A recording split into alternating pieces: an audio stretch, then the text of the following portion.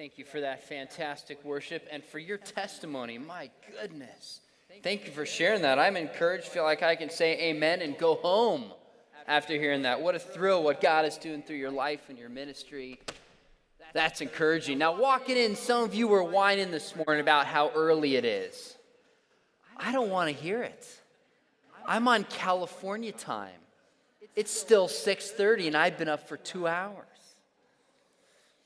Well, not too long ago, a new version of the iPhone came out and I had to have it. So I got in line at a mall in Southern California near where I live. And I got in line and I didn't get my phone until about 4 hours later. So I'm standing in line at this mall in Orange County. And the line went down about 4 stores. I'm standing there just waiting, and these 3 high school students come walking up to the guy right next to me. They said, "Hey, we're talking about Jesus. What do you think?" The guy turns around, leans on the railing, and completely ignores these students. A little bit embarrassed, they start to walk away. I said, "Hey, what are you guys doing?" They said, "Well, we're talking about Jesus. What do you think?" I said, "I'm not even sure he existed. Do you really believe that Christian stuff?" The guy looks at me and goes, "Of course we do. Jesus is the Son of God, and he died on the cross for your sins, and if you believe in the resurrection," he's going on and on. He's sharing the gospel with me.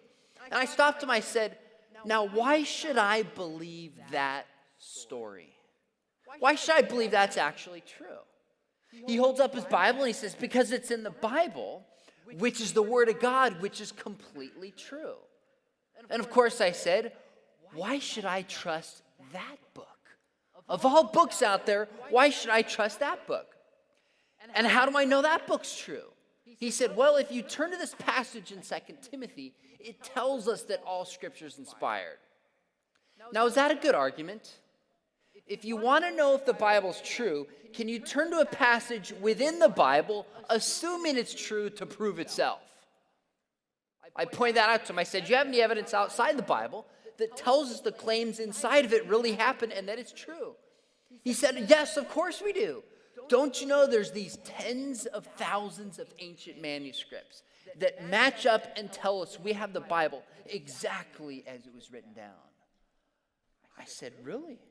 Do you know how many words are in the original Greek New Testament?" And at this point, I know exactly what he was thinking. Why did I have to talk to this guy?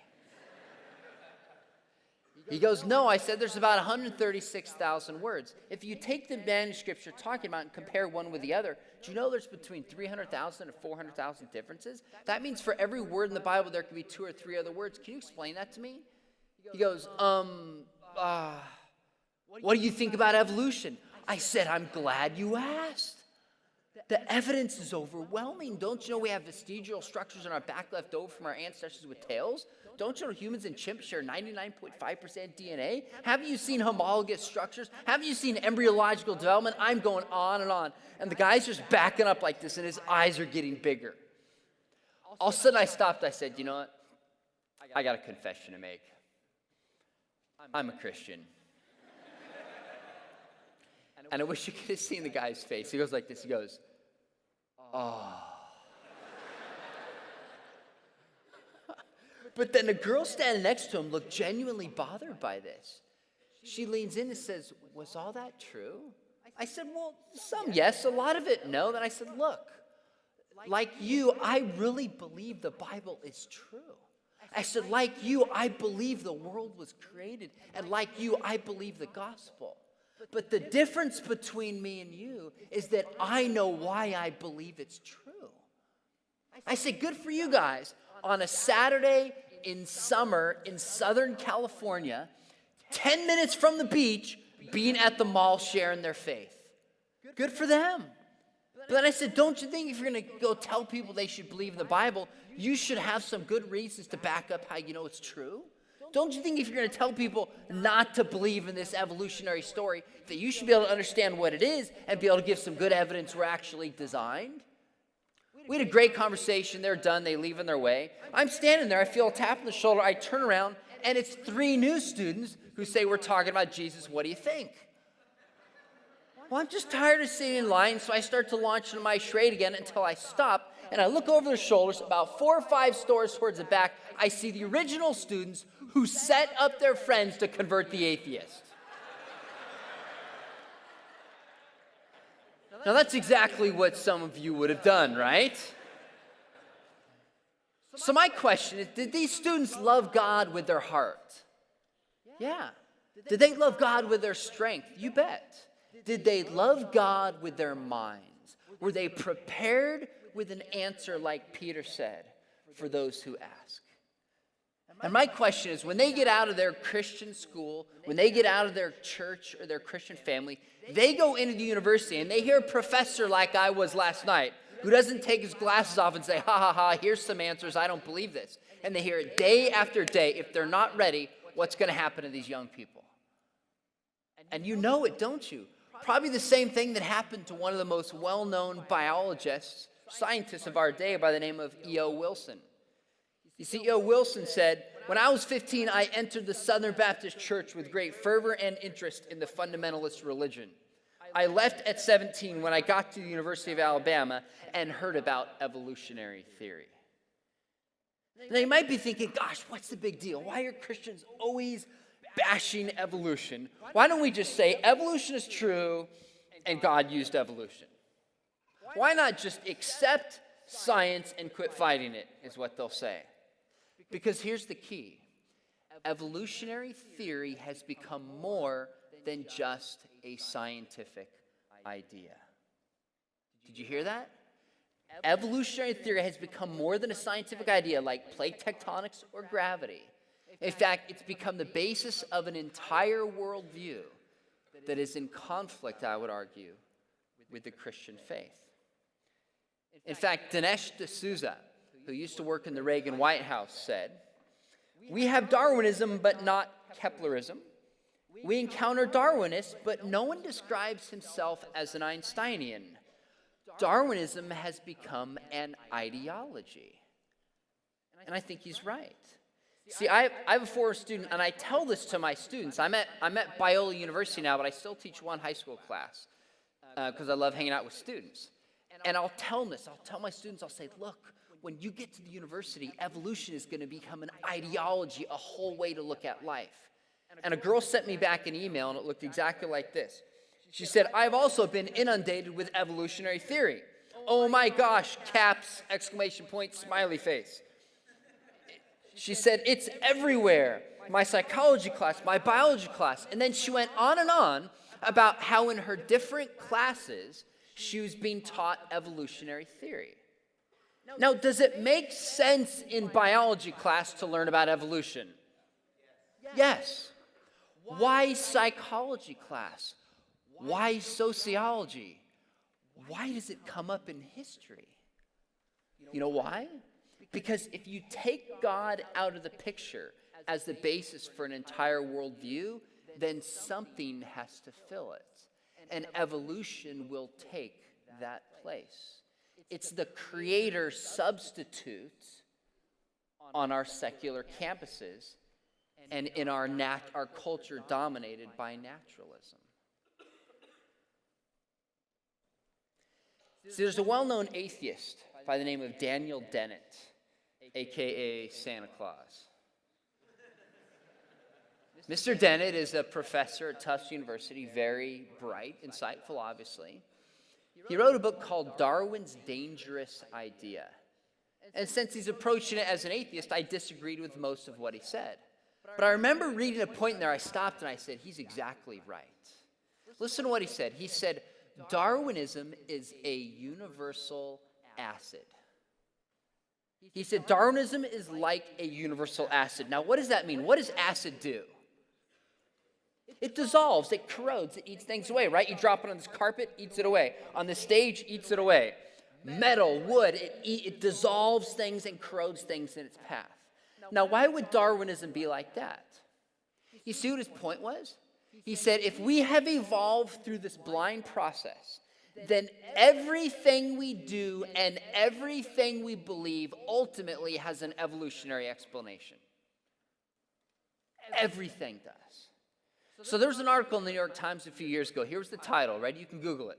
It was Why We Like Hot Chilies, an Evolutionary Explanation.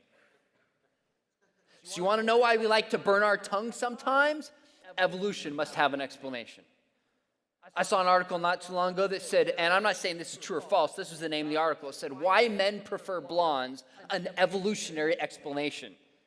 And they said, well, on the plains, there were less blondes, and they were competing for that which was scarce. I'm reading it going, you really think this explains why men are attracted to blondes or brunettes?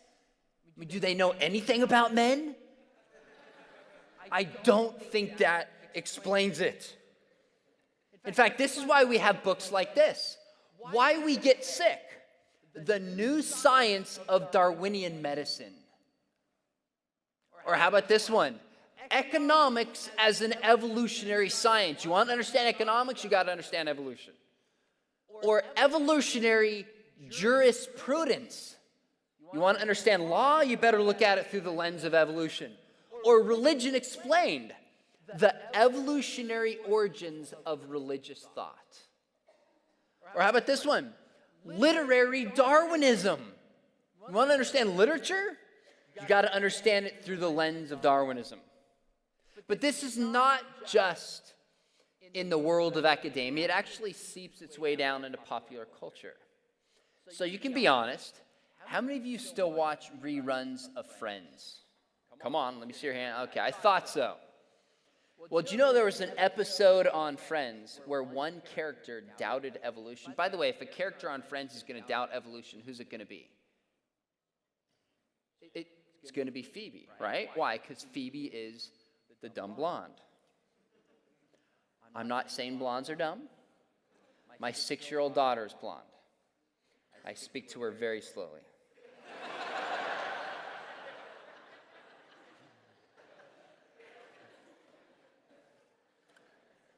There was an episode of Friends, and Ross discovers that Phoebe doubts evolution. Here's exactly how the conversation went. It says, excuse me, evolution is not for you to buy, Phoebe.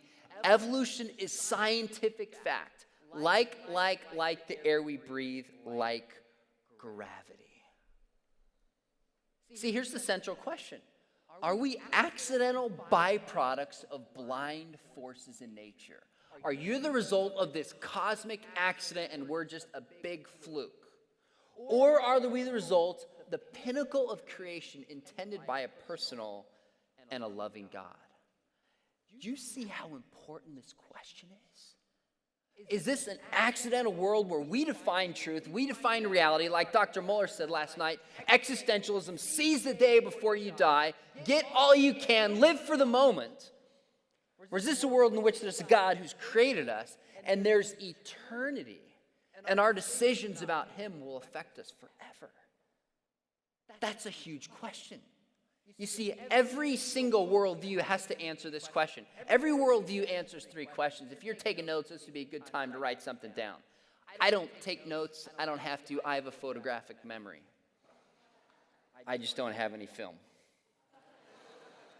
If you don't know what film is, ask somebody over 30. So every worldview answers 3 critical questions. Number 1 is it has to have an origin story. How we got here, a creation story. Why are we here? Where did we come from? The second one is what we call the predicament. What went wrong in the world? What's the problem? Why have things gone bad? And then third is the resolution or the solution. How do we fix it? So every single belief system says, here's how we got here, here's why it went bad, and here's how we fix it. So take, for example, the theology taught in the largest church in America. And by the largest church in America, I mean the Church of Oprah. Oprah teaches New Age theology that we are all one with the God consciousness. So we've been here eternally a part of God. The whole problem with the world is we have forgotten that we are God. The problem is you've forgotten the inner divine spark within you. So the solution is you have to be reminded that you are God. Buddhism has a story. We've been here eternally, part of the cycle of samsara. The problem in the world, what went wrong is we have desires, and our desires bring on suffering. So the solution is to get rid of our desires. That's the Buddhist story. You see, in fact, every single commercial is like this, isn't it? Every commercial starts off and it introduces us to the characters, and then something goes wrong and then they fix it. Right? Think about the commercial. The family's rolling down in their car, singing songs through the mountain. Oh, this is a great American family. A boulder's falling down from the side of the cliff. Problem, solution, fortunately they got the right tires. They're safe. Right? Or the commercial starts off and it's a girl. She looks in the mirror. Oh, American teenage girl. She finds a zit. Problem, solution, fortunately she has OxyClear or whatever the heck it is that girls use to cover up zits these days. OxyClear, I just made that up. Couldn't give someone a commercial. Do you see the point? Every belief system, even every movie and commercial, has an introduction. We see this in the Bible. In the beginning, God created, and then there's sin, and then there's a resolution, right?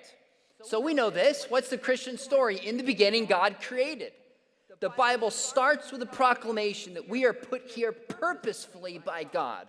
You're not an accident. You are made in the image of God. We learned that right from the get-go. And the problem is what? Sin. We've rebelled against our Creator. We said, no, actually, I want it my way. Forget you. I can do it better on my own. And what's the resolution? Okay. If you don't know the answer to a question at a church function, just say Jesus. You'll get it right at least half the time. My daughter's in first grade. Last year she was in kindergarten, and they were teaching, in kindergarten they teach students how to not blurt out answers, but to raise their hand. So the teacher says, first day of school, she says, class, what's gray, has a big bushy tail, and climbs in trees? And no student raised their hand. She thought, this is weird. 5-year-olds use this. Class, what's gray, has a big bushy tail, and climbs in trees? Nothing. She said, class, raise your hand, I'll call on you, and you give me the answer. What's gray, has a big bushy tail, and climbs in trees? Finally, one of my daughter's classmates raised his hand in the back. She said, yes. Johnny, what is it? He said, I'll say Jesus, but it sure sounds like a squirrel to me.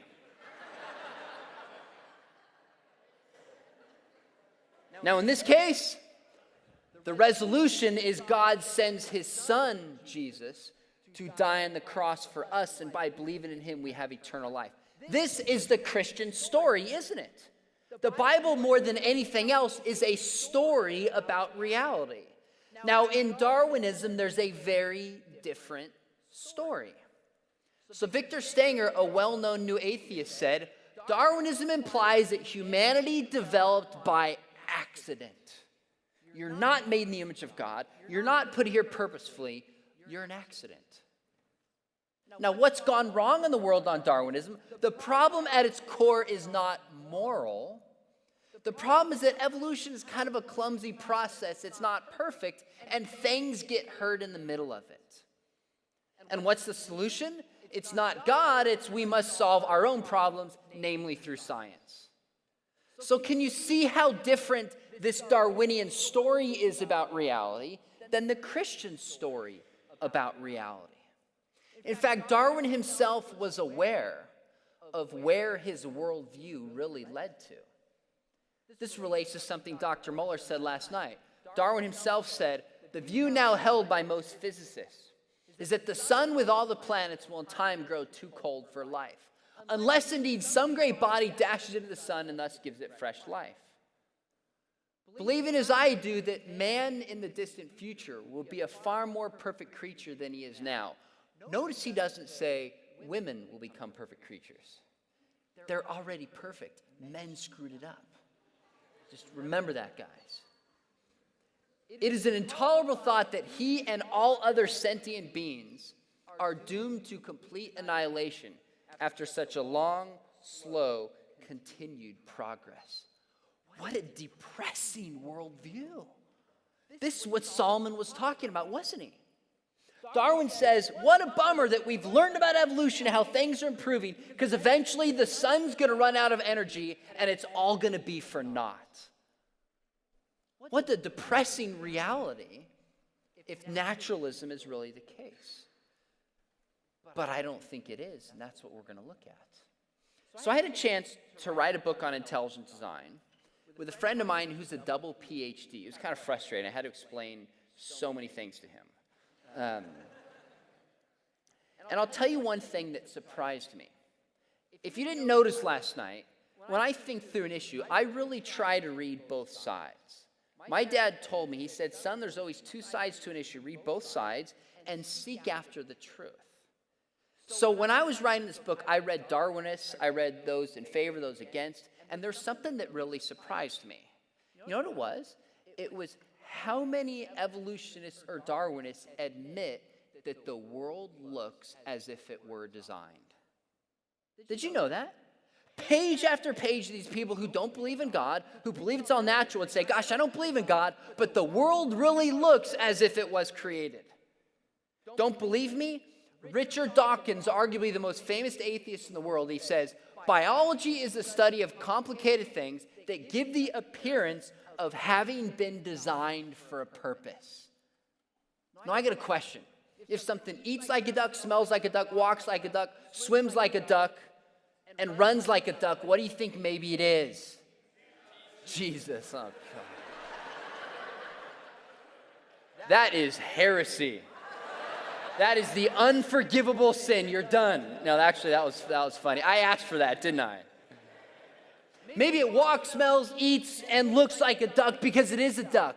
Maybe the world looks designed because it's actually designed. Now, to you, you're sitting here saying, that's obvious, but let me tell you something. In our wider culture, especially in the university, to say maybe the world looks designed because it is like this radical statement you can't even make. Isn't that sad how far our culture's come?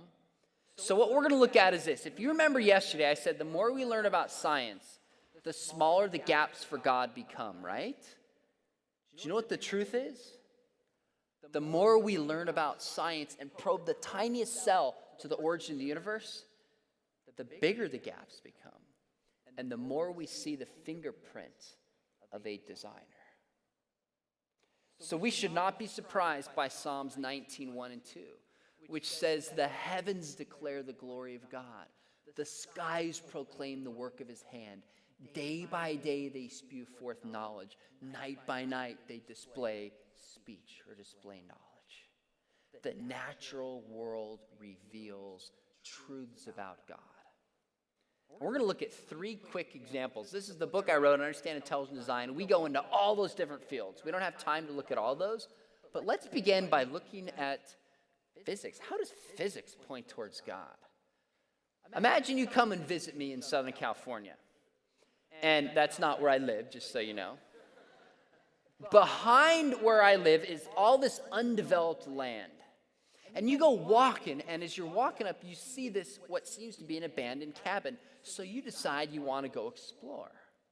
So you go walking into this cabin, but you notice something really strange. You hear the sound of your favorite song, Beat It by Michael Jackson. So you go walking up, you open up the door, you smell the scent of your most beloved meal. You look down, and there's boots and a jacket just your size. You look in the table, it's the books you like to read, magazines. You look over, it's your favorite movies you like to watch, and your video game console. You open up the fridge, it's all the snacks you like to munch on. You walk over to the bathroom, you open up, and it's all the toiletries you use. Now, what would you suspect? Besides thinking that somebody is stalking you, what you would know for sure that this wasn't chance, that somebody arranged this cabin with you in mind. Right?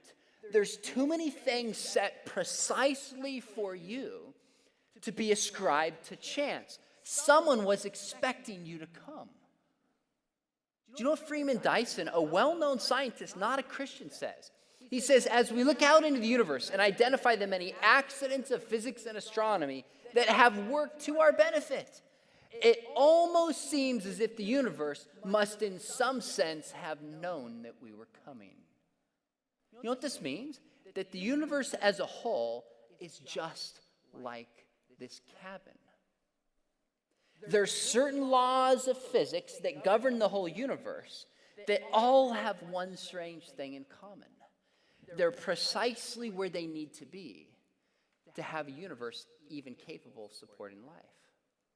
So philosophers call this the fine-tuning argument for the existence of God. You get in the shower in the morning, you take the hot and the cold, what do? You fine-tune it so it's just right.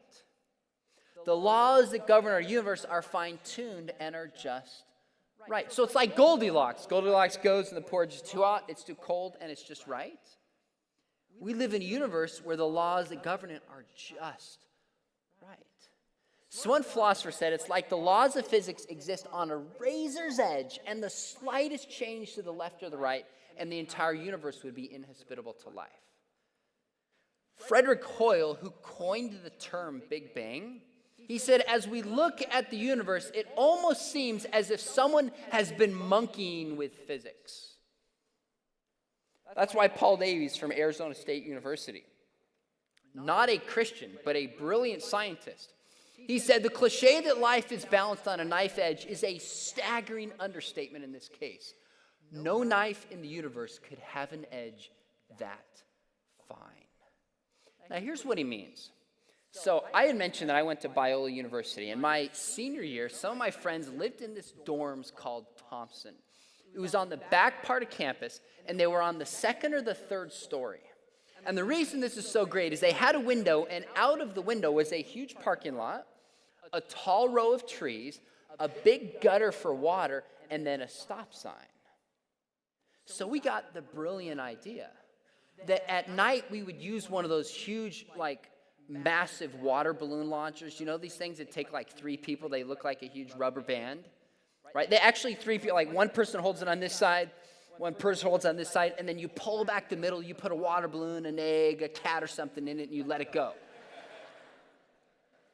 And it goes flying. Well, we thought we could go to the window and we could launch water balloons all the way over, and when cars come home at night, welcome them home with a water balloon on the windshield.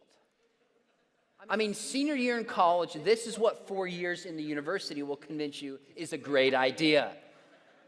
So we tried and tried and tried, and we always missed. And one time we saw this small red car coming back. It was like slow motion. We're like, open the window, get the launcher.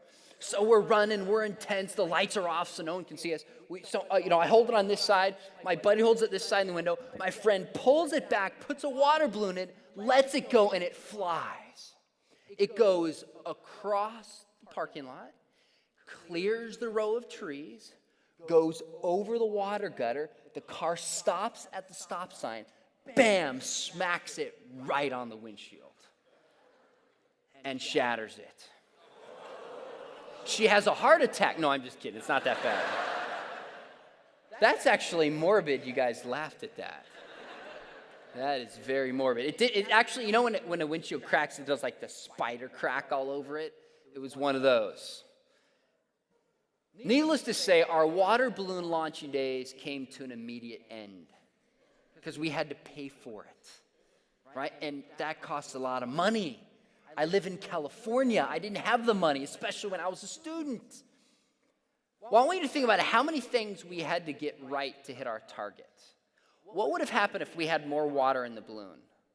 Even a slight bit more. It wouldn't have gone as far, would it? It would have gone further if we had less water, not as far if we had more water. What happened if we had pulled the trajectory back a little bit? It would have gone further. What happened if we went to this side, or the angle was down, or there was wind? Can you think of all the things that had to be just right to hit our target? Do you know what scientists have learned about the universe? That since its beginning, the universe is expanding in every direction. But the mass of the universe must be just perfectly fine-tuned. If it was less, the universe would expand too quickly. If it was more, the universe would crunch back in on itself.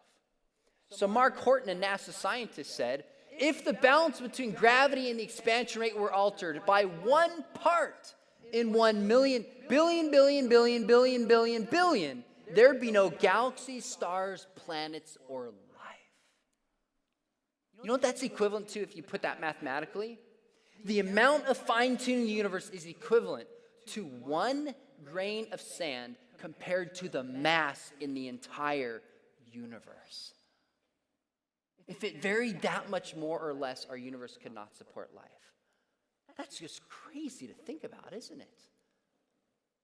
Well, this is only one example. Scientists have found at least 30 parameters that must each be set for there to be life.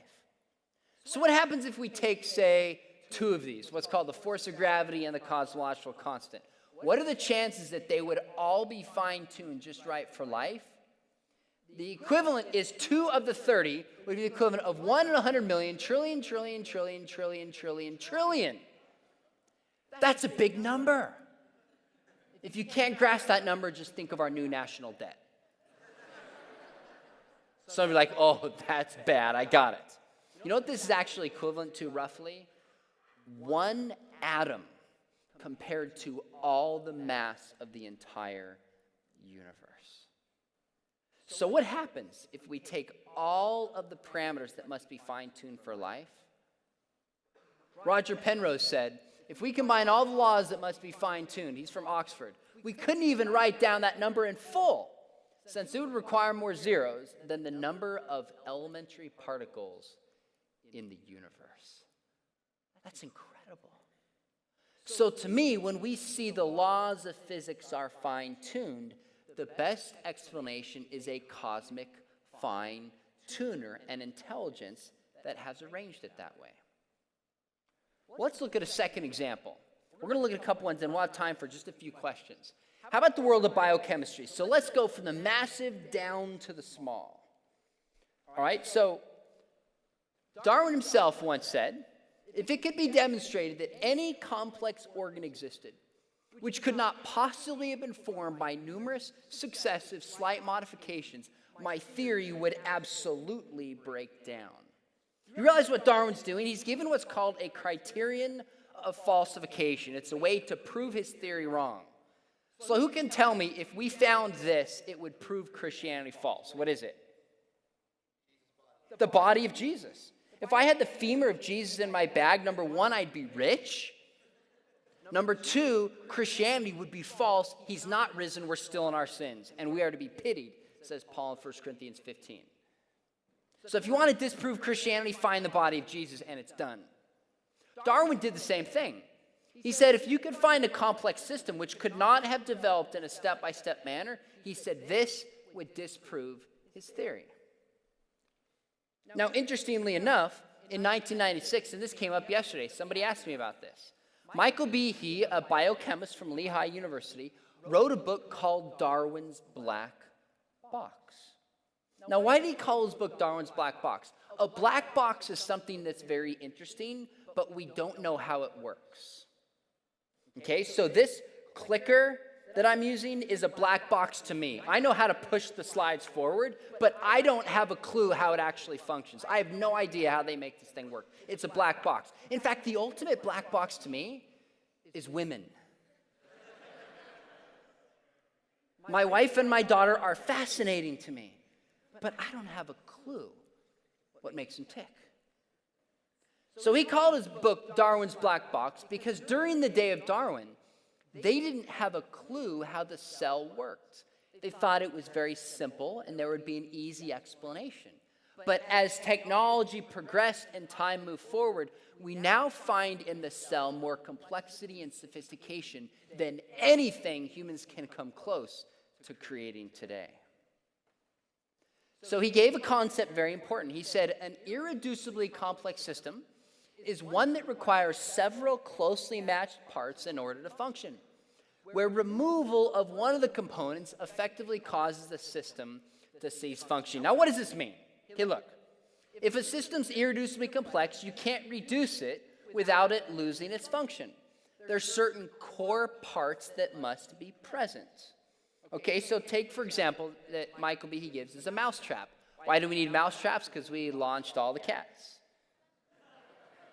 Just bringing it full circle. Now, if you take a mousetrap, there's at least 5 different parts that are necessary for the mousetrap to function. So you have the wooden platform, you have the spring, you have the catch, you have the hold, and you have the hammer. that they call it. You can guess what that's for. Well, for this to function, all the parts must be in the right place at the right time, in the right configuration for it to work. What happens if one of those parts is gone? How well does it work? Does it work 80% if one part is gone? Does it work 50% if two parts are gone? No, it's either all or what? Or none. So here's the interesting thing. Darwinian evolution could not explain building of a mousetrap. Why? Because any simpler system lacking a part would have no function, so evolution would weed it out. Natural selection would get rid of it. But it also can't show up at once, just bam, in place, because it's too complex and mathematically improbable. Now, of course, you're looking at mousetraps saying, well, mousetraps are man-made, and you're right. The question is, that Behe posed, is there anything like a mousetrap in nature? An example he gave that someone asked me about last night is called the flagellum. The flagellum, in case you haven't seen this, is a bidirectional motor on the back of certain bacteria that propels it through water. Now get this, it spins up to 100,000 RPMs. That's crazy. The Honda S2000, their sports car, has 9,000 RPMs. It can go 100,000 RPMs, stop within a quarter turn, and go full speed the other direction. This is crazy. That's why Howard Berg from Harvard University said it's the most efficient motor in the universe. Far more efficient than anything we can engineer. But here's the issue with the flagellum. Like a mousetrap, there's at least, though in this case there's more, there's at least 40 proteins that must be present for the flagellum to function. And if one of those proteins is gone or some equivalent is not there, how well does it function? It doesn't function at all. So do you see the problem that he posed to Darwinian evolution? He said you can't get a flagellum in a step-by-step manner because any simpler system would be lacking a part and it would have no function. But it also couldn't just show up in the right place at the right time because that's mathematically impossible. And Darwin specifically said his theory is a step-by-step process. Now, if you get on Wikipedia or online, most critics will say, Michael Behe is an idiot. They've disproved it a long time ago. This argument doesn't work. But what they never produce is a step-by-step Darwinian explanation for how something like a flagellum could be built without intelligence. They don't. Rather, they have just so stories. Oh, this could have happened, and since this is possible, we win. Well, that's not how it works. Evolution is a process. And if I'm to believe that this happened through a blind process, and that's the most reasonable, I want to see a step-by-step explanation of how it actually happens. And I can tell you, because I've looked into it, that none have actually produced this. Most critics will say they have, but occasionally some honest ones will come forward and admit that they have not. And David Depew from a university in Iowa said, I could not agree more with the claim that contemporary Darwinism lacks the models that can explain the evolution of cellular pathways and the problem of the origin of life. And he's absolutely right. So take a step back for a second. When we look in the world of physics, we see fine-tuning that points towards a cosmic fine-tuner. We go down small and we see engineering that points towards an engineer. Let's look at one last example in the world of biology, and this has to do with DNA. Do you know, most people think biology is a study of living systems. It's actually not. David Baltimore, Nobel laureate, said, modern biology is a science of information. You know what that means? Is if you study biology, you are studying information systems, the creation, the process, the delivery of information. So, for example, the human body. Your body is like a memory stick. Every cell in your body stores massive amounts of information. Do you know how much information is in your body? This was harder for me to believe when I first learned it, but check this out. On average, the average human body has 100 trillion cells. 100 trillion cells. If you took the DNA out from one cell in your body and you uncoiled it, it would be 9 feet in length. That means all the DNA in your body strung together would go from here to the sun and back about 70 times. This is where you say, wow. I mean, just think about that for a second. The DNA in your body from here to the sun and back 70 times? That's crazy.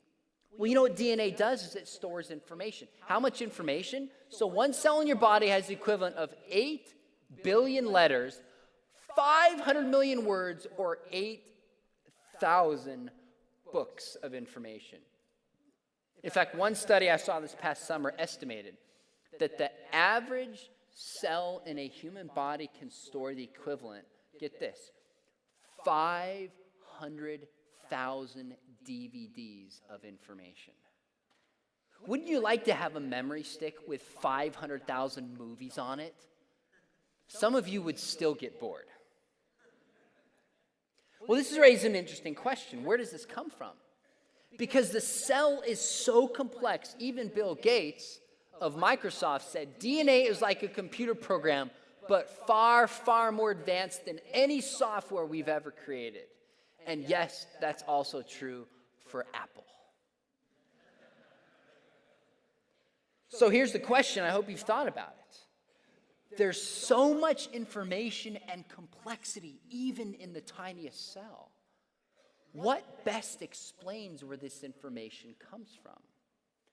Well, those who do not believe in intelligent design have a common explanation.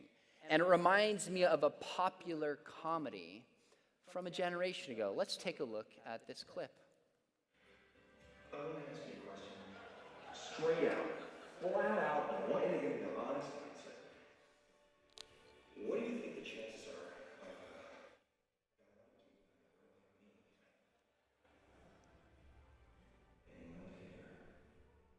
Well, if it's difficult to say, you really don't. Hey, just give it to me straight.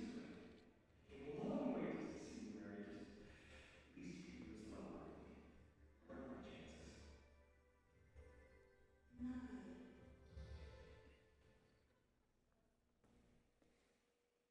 You mean not good like 1 out of 100? I'd say more like 1 out of 1 million.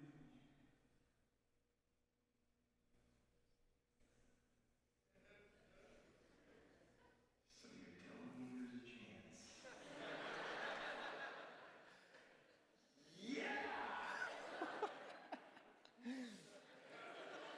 I love that clip every single time. Right, obviously when she says 1 out of a million, what does she really mean? She means no, he doesn't have a chance. Right, do you know one of the most common explanations for the origin of life without God is chance? I just took 12 high school students through a book called The God Delusion by Richard Dawkins. My atheist friends told me, this is the top atheist book you've got to read. We came to the question of the origin of life. You know what his explanation was? 4 letters. Luck. We got lucky, and then evolution took over. That sounds like it takes a lot more faith to me to believe in that than there's an intelligent mind. So Richard Dawkins came up with an explanation called the monkeys typing Shakespeare theorem. He said if we have enough monkeys and enough typewriters or computers, and they sit down and start typing at random, eventually one of these monkeys will type out all the works of Shakespeare. Do you know what his thinking is? Notice this. He's trying to explain how you get information through a blind, purposeless process. Because if there is no God, you have to come up with some natural explanation. So the question is, could monkeys typing at a computer in our universe eventually produce all the works of Shakespeare? Well, interestingly enough, there was actually an MIT, the Massachusetts Institute of Technology, a scientist and mathematician by the name of Seth Lloyd. He mathematically quantified, given the size and age of our universe, how much information could arise by chance. So that's a good question.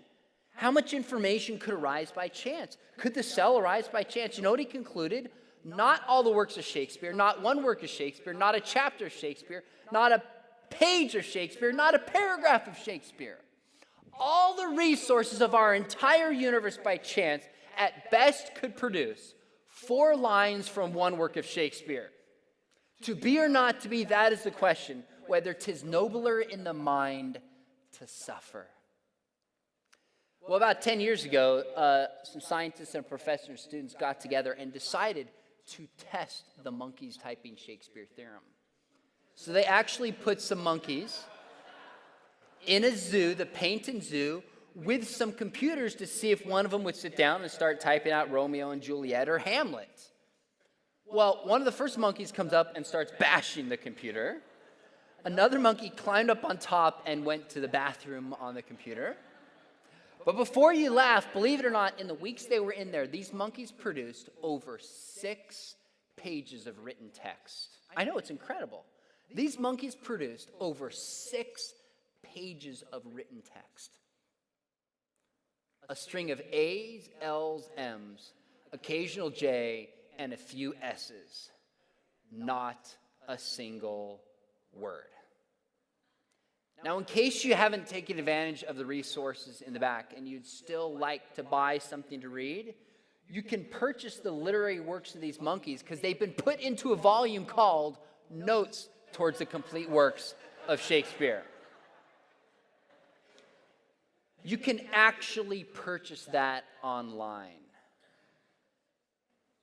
Now, here's the deal. If you come and visit me in Southern California, all right, and we go walking on the beach. And by the way, now that we've been hanging out for these couple days, if you do ever come visit me in Southern California, especially when you're in college, you need a warm cooked meal, you need a place to stay, you need somewhere to do laundry, you let me know, and I'll pray for you.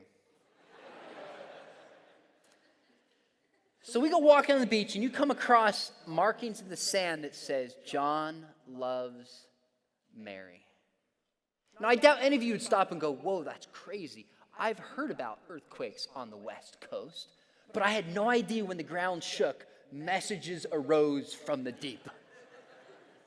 None of you would say, whoa, crazy tides here, or look at how gravity works on the West Coast. Look at what wind and erosion produces, messages. None of you would think that for half a second. You would be walking on the beach, and if you saw a physical marking like this, you would know that either John does love Mary, or maybe Mary wrote it because she wants to be loved by John. Or maybe someone's playing a trick on both of them. But you would know for sure that this didn't happen by some chance or physical necessity or laws of nature. The only explanation for this that you would buy is that an intelligent mind wrote it. You see, Stephen Meyer, who's trained at Cambridge University, he said, whenever we find information and we know the causal story of how that information arose, we find that always find that it arose from an intelligent source. So I noticed someone's shirt in the back says Gap. If you trace that back, there's a designer. Who wrote that? You pick up a book, you trace it back to an author. You pick up a newspaper, trace it back to a journalist. You get a text and it's legible, trace it back to a texter. If we walk outside and we look up at the clouds and it says drink Coke, and I said, whoa, what caused that? None of you would turn to me and say, oh yeah, that happens here in Kentucky when a storm is coming from the east. You would know a pilot or a mind went through and wrote that. Well, when we look in DNA, we don't see the equivalent of John loves Mary or drink Coke.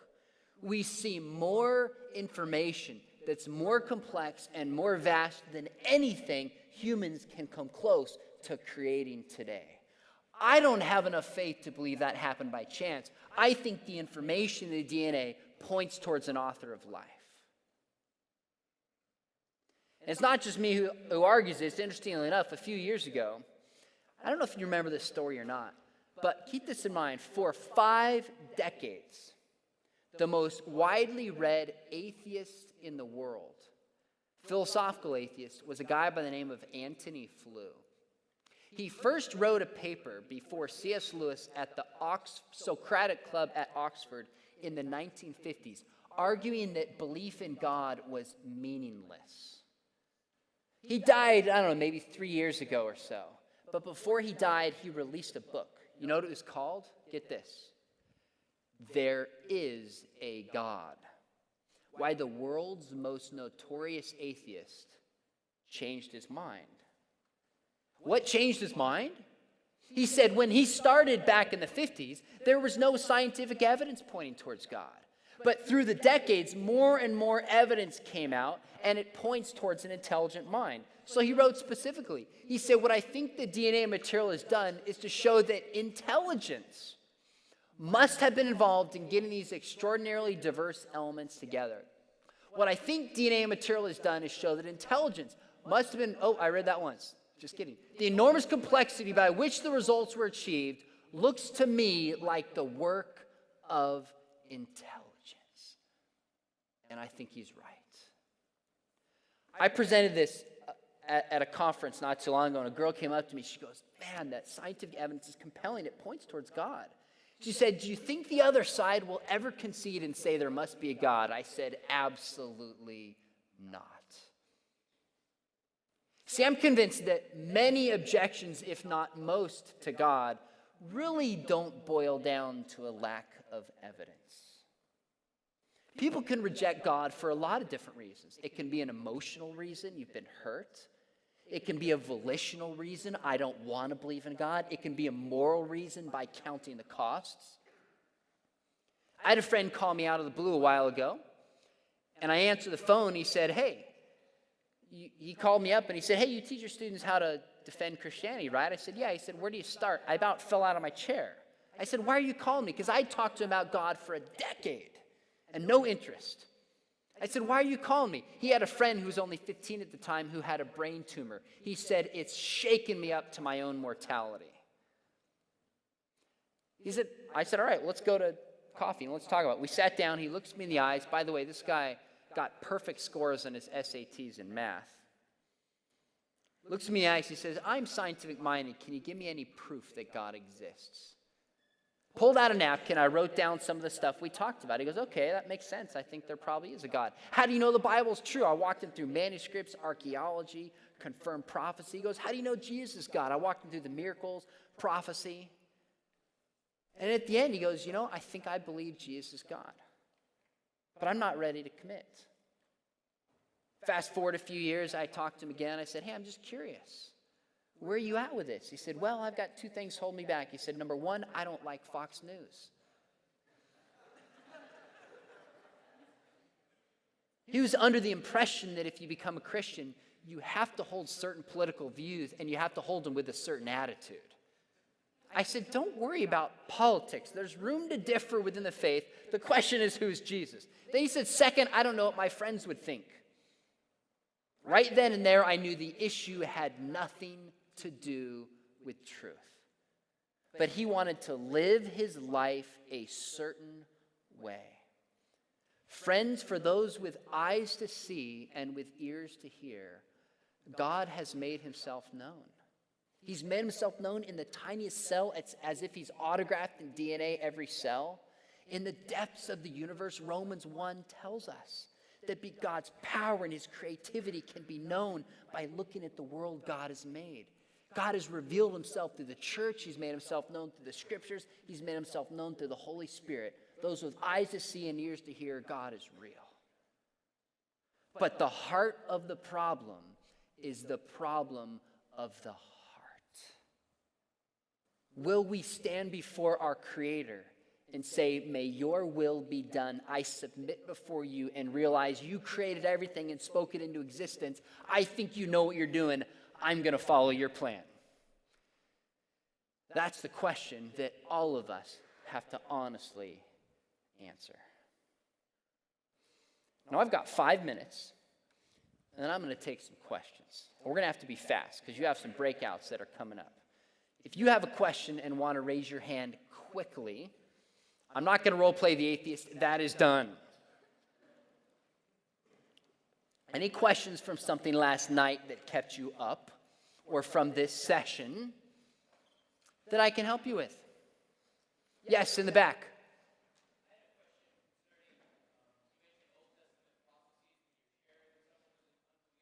Yep.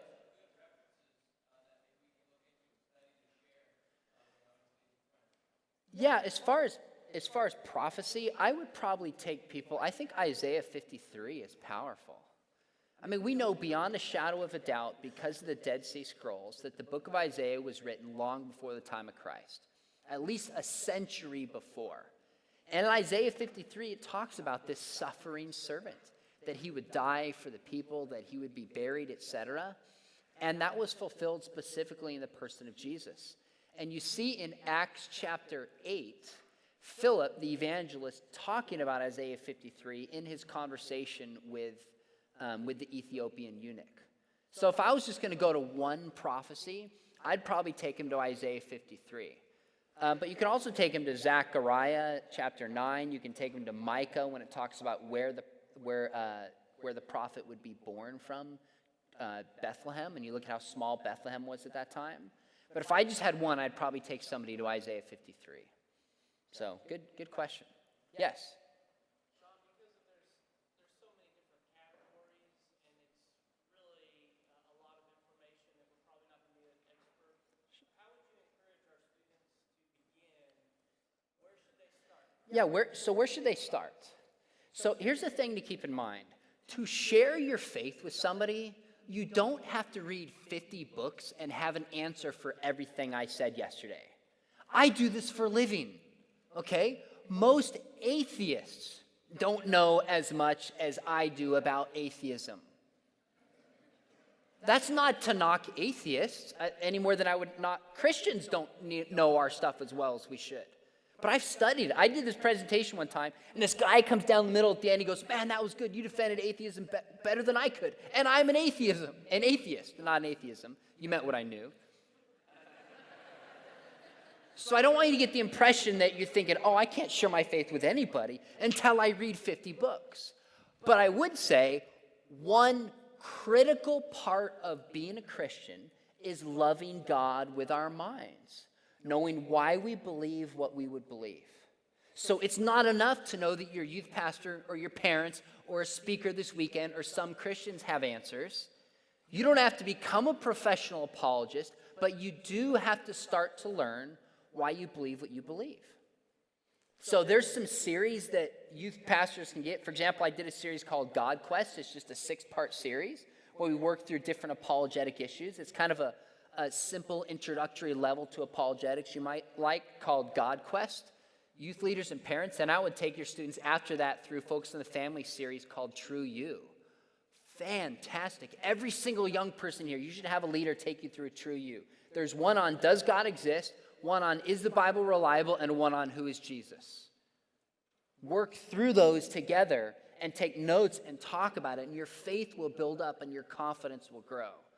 And also get a book or two, not just ones here. Go to the library on campus and just get 1 or 2 books. A simple one, read a little bit, and over time your confidence and your faith will grow. Okay? Excellent question. We'll do one more and we'll wrap up. Yeah.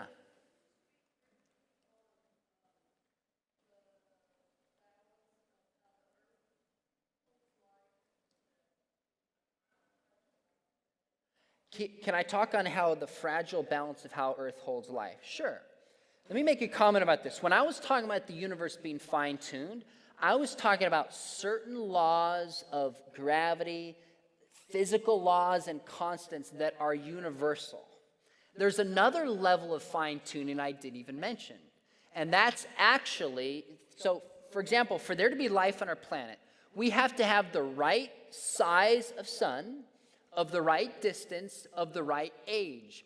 We have to have a planet of a certain size. We have to have a certain core. We have to have an iron core. If we didn't have an iron core, we wouldn't have a magnetic field, and we would be killed by rays from the sun. We have to have a certain tilt for there to be life. We have to have a certain speed of rotation. We have to have a certain kind of orbit around the sun. See, if this was the sun and our orbit went like this, It'd be freezing, super hot, freezing. It has to be circular.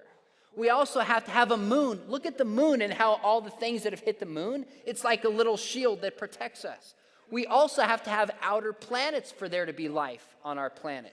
So in 1994, there was a huge comet called Shoemaker-Levy, multiple nuclear bombs heading towards Earth.